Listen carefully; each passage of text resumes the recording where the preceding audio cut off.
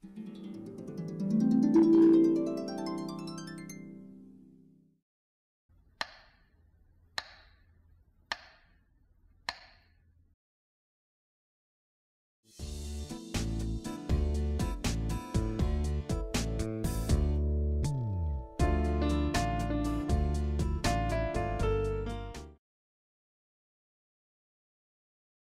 are here in the EU Congress in Stockholm.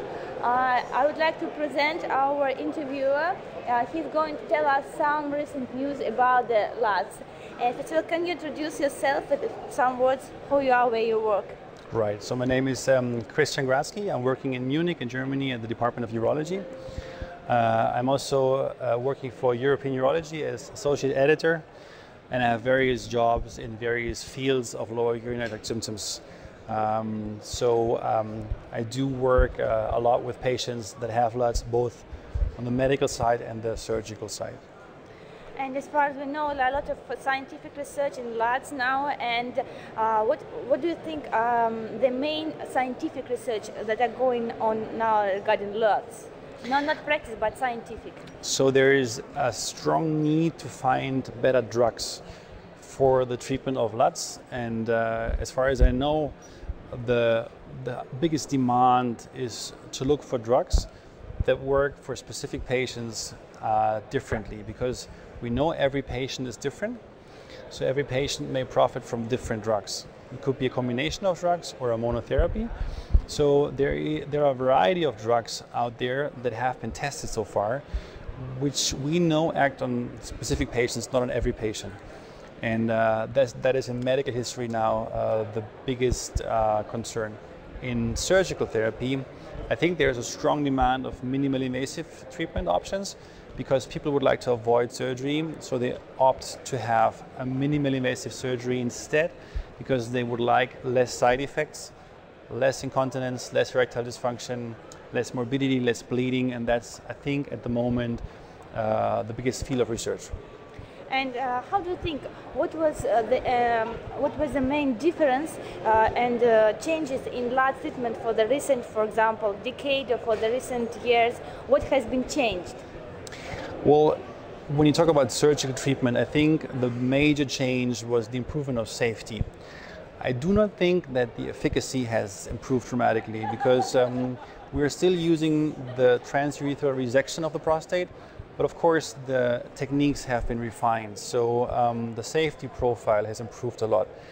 I'll give you an example. The bipolar TURP has been shown to be safer than the monopolar TURP. There are other techniques like vaporization techniques, green light laser techniques, holmium enucleation of the prostate, which have resulted in a good efficacy, but in an improved safety profile. And when you think about those patients that are under anticoagulation, high-risk patients with myocardial infarction, with a stroke, that have to take aspirin, curcumin, etc., those patients will profit from this improved safety profile. And in medical treatment, I think the major advantage is the fact that we have more drugs to select from. So we have various drugs for various patients. And what do you think about the recent tendency to use multiple drugs to treat one patient? That when we say LUTS, we don't say BPH or overactive bladder, and so we now say LUTS, and some combination. We should use a combination of the drugs. Right. I think this is very useful, but of course you would always have to keep in mind the drug-drug interactions, because when you do use several drugs at the same time, there may be interactions happening, and that may be to a disadvantage of the patient. So one has to outweigh the pros and the cons of multiple drugs. But in terms of improving the efficacy, it's good, because you will actually have a better result, in most patients at least, when you combine specific drugs acting specifically on the receptors where the origin of the problem of this patient is.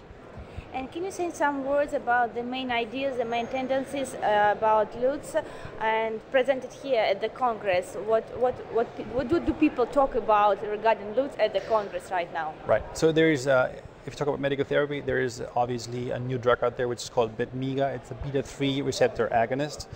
It's mirabegron, and this drug has been shown in recent years to have the same efficacy as an antimuscarinic drug, but half of the side effects than the antimuscarinics. That means that the incidence of dry mouth, obstipation is not as pronounced as an antimuscarinics, but the efficacy is as good. That means if you have a patient who is not responding to the usual antimuscarinic therapy, there's a high chance that Betmiga will actually result in a good efficacy. And there is an abstract here. There are several abstracts, but there's one abstract showing that as a fourth or fifth line treatment in patients who do not respond to antimuscarinics, every second patient does profit from Betmiga, and that's a good advantage. And I think this is, in terms of medical therapy, the latest news in terms of a drug that is already on the market. Then we have a lot of drugs that have been tested in phase 1 to phase 2 studies, which are not on the market yet, but I'll give you an example. There's cannabinoids, there's a lot of abstracts on cannabinoids, maybe an option in the future, but that we don't know yet. And what about surgical treatment? Is there any advantages in it?